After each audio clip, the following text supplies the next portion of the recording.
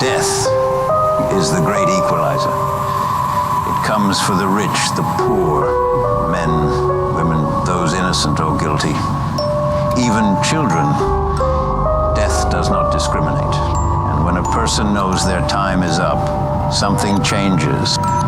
Their final words, unfiltered, unburdened, can reveal the darkest of secrets, deep regrets, desperate truths from a soul teetering on the edge, racing against time before a final breath steals their last chance at redemption.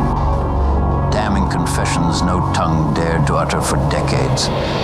Until now, the last few moments of living, a revelation so heavy, they could drag a worthy soul down into the doomed pits of hell.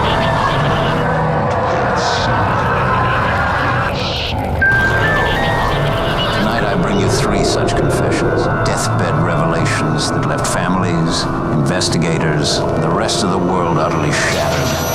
Acts of the unspeakable, unbelievable, and unexplainable. 3 thrilling confessions a sinless conscience could never comprehend. But there's a catch. One of these stories is in fact fiction. Can you identify which story it is? Which 2 cases are authentic and which one is not?